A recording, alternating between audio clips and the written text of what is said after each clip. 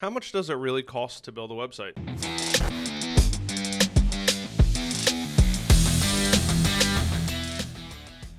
Hey, what is up, guys? It is Harrison Barron, the Millennial Entrepreneur, and like I just said, how much does it actually cost to build a website? Now, why should you even be watching this video? Well, I own an agency called growth-generators.com, and ultimately, we build a lot of websites there, probably more than I'd like to admit. However, we get questions all the time. How much is my website going to cost?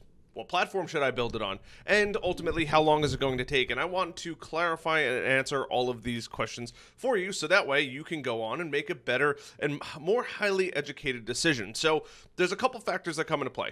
Number one is, what kind of website are you looking for, right? Is it just a normal website? Is it a website for a business? Is it a website for maybe a gallery? Is it an e-commerce store, right? So the type of your website is going to play a massive, massive role in what platform is going to be used and also how much it's going to cost. So you have to figure out what is the intended purpose of that website. Regardless of what that purpose is, you have to think about it as the person that is going to be buying a website, right?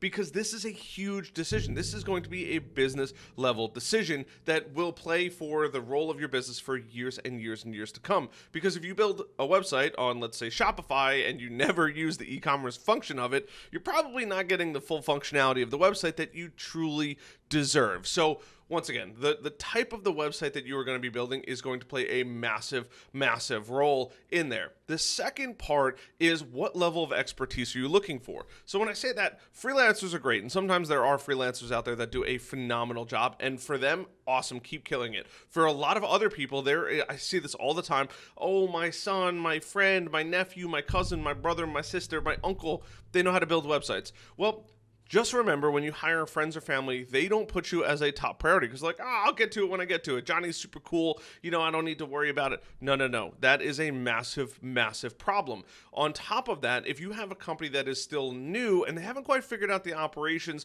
and the flow of their workflow process, then you may run into a lot of snags. So you will pay less money for a more inexperienced or new business versus more money for a more experienced business, because they are going to be able to provide you with timelines, maybe images of your website along the process, a designer, right? All of these different aspects go into building your website. So having a freelancer is great. And if they're new or they just, they're doing it for extra cash on the side, that's phenomenal. But because they're not in it for 40, 50, 60, 70, 80 hours per week, or don't have a team behind them, they might know where to get royalty-free images, but maybe they don't know how to get royalty-free sounds. They might not know how to use Photoshop, or if they do, they might be too good at it, right? And they're spending way too much time on tasks and activities that really aren't going to make the business any more money, right? Just because you could take and modify and edit really, really good pictures, does that actually serve a purpose in building the website and converting customers over? So that's another huge factor, right?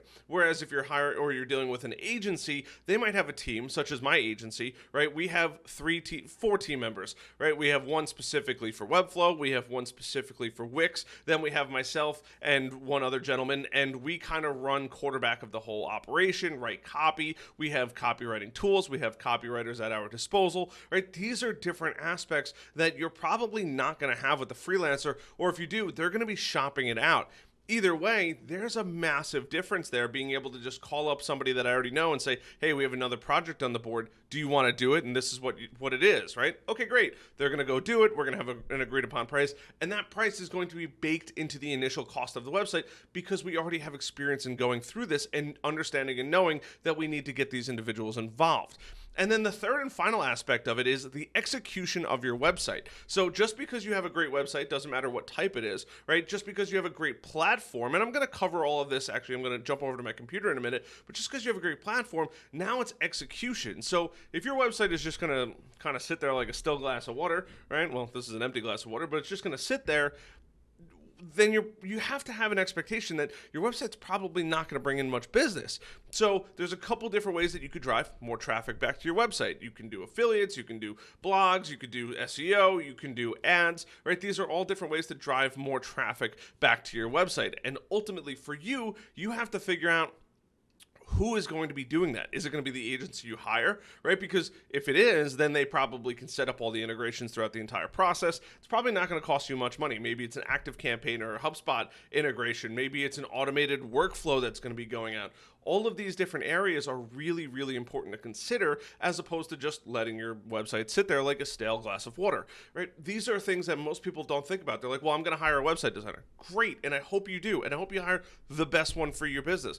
But then afterwards, you have to think about what is going to be the purpose of your website. So if you're going to be dealing with an agency and that agency knows that they're probably going to get the work after the website, your price for your website actually might be a little bit cheaper than you might think it is. Whereas if you're just hiring a freelancer and they say they're going to build you a beautiful website, but they don't know how to do SEO, they don't know how to do metadata, they don't even know how to put it in Google Search Console, well, this is probably areas that are going to hurt you. Now, once again, there are great freelancers out there that do this, and I've spoken to a bunch of them, and they're killing it, and I'm so happy that they're doing right by their customers, right? There's more than enough customers to go around. I don't need to play, and be in competition. I'm glad to see that. But for the vast majority of other people, for example, this morning, I just took over a website from another digital marketing agency because it took 3 months to get a proof on a website.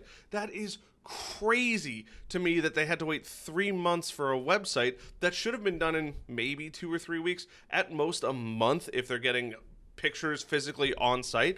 I mean, those are the things that are going to speed up or slow down a process. It was inexperience. They didn't know, they didn't have a workflow, they didn't have a process. So these are all different aspects that are actually going to cause them to charge way less money. Or in this case, they actually charged a fair amount of money, but the customer got really upset and ended up leaving after the deposit because they didn't get what they were promised in a reasonable time frame. So that's another aspect to think about, right? So there's 4 main aspects. Is how long is this whole process going to take? If you're dealing with somebody that's doing this in their free time and they're kind of learning along the way and you're maybe a guinea pig, it might be months and months and months till you actually get to where you want to be. Whereas if you're dealing with an agency, they'll keep you updated along the entire process and how long and what are the expected time and aspects of the website are going to take, right? If I know that if I sub out work to maybe a copywriter, for example, I know that it's probably going to take him 2 weeks to get me the best draft of copy possible for each page. These are all different aspects to think about. Even with a designer, I know that that's going to be a 3 or 4 day process.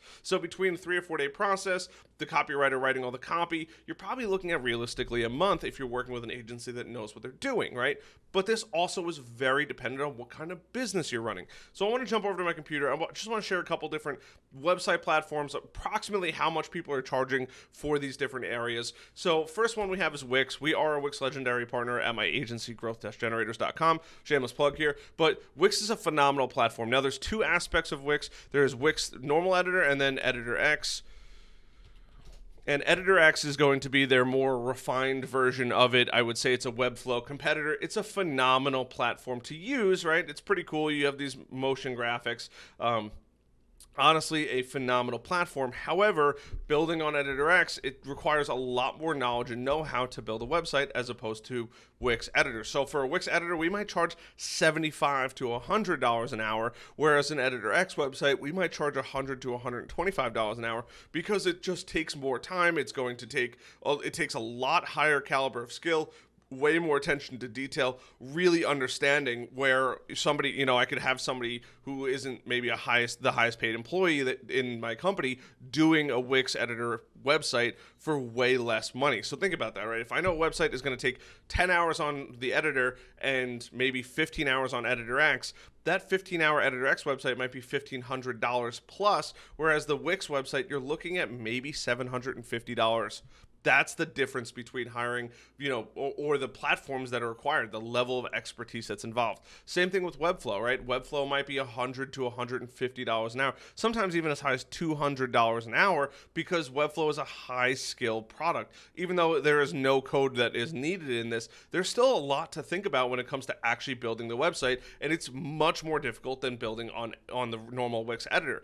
You could probably find people on Wix editor for $25 to about $75, maybe $100 an hour. For the Editor X, you're probably looking at around $100 to $150 an hour. For Webflow, I would say it's a similar range. You're probably looking at like $100 to about $200 an hour on here.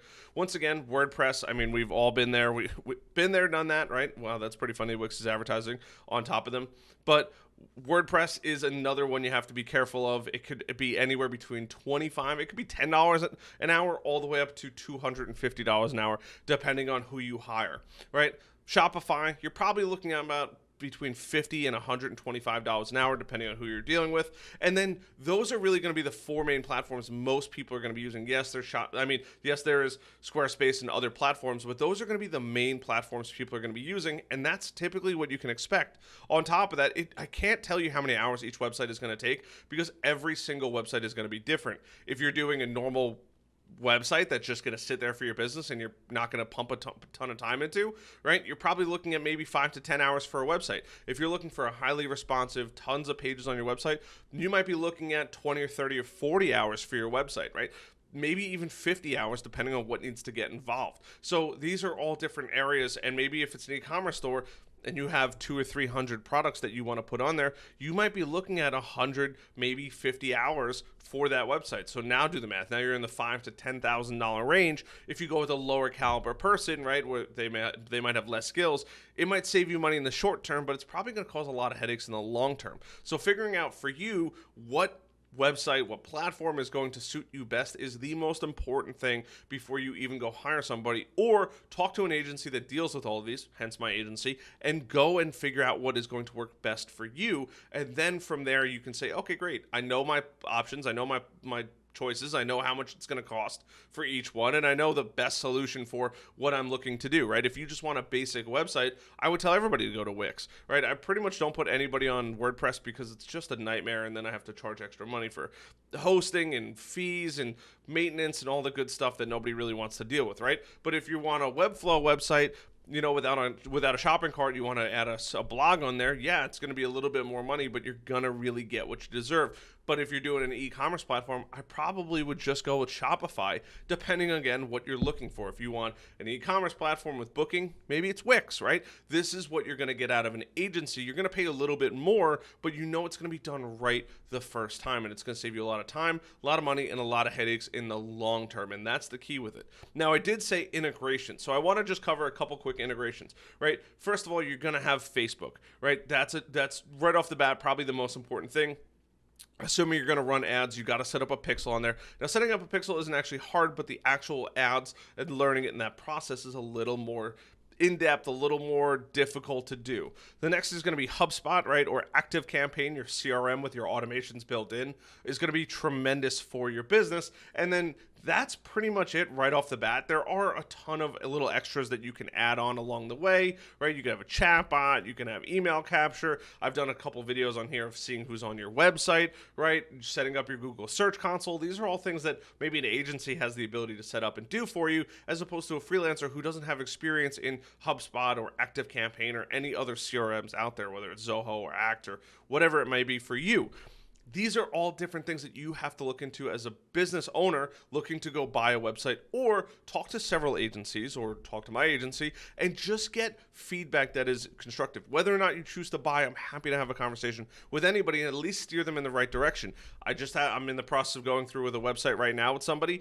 We can't do a lot of what they want purely because the person that built the website, the thousands of dollars they spent, was on WordPress. And yes, as great as WordPress is, they had a proprietary software on there. We can't do email capture on there. We can't do we can do email capture. We can't do a cart recovery on there because the cart form is all on one page and it's not actually saving the data as people put it in. These are all different aspects of your website and your business that you have to think about ahead of time. And going out with a huge company is not always the best bet either. It's looking for that medium to small size business who actually knows what to do, who's going to care about it, who's already been there and can walk you through the entire process. That way you get the best outcome possible, they get a great customer out of it, and ultimately everybody's going to be happy because they're going to be making money, you're going to be making money, and it's just a happy process through the entire thing. So I hope this video helps. I hope you guys enjoyed this. I would love to hear feedback if I missed anything. If you guys think that maybe there's a different aspect of a website development project that I missed, please leave that in the comments down below. It's only going to make me better. It's also going to help me make more content for you guys, so that way you guys get the best information possible. And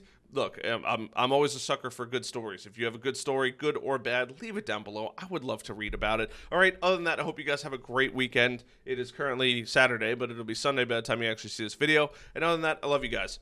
Bye.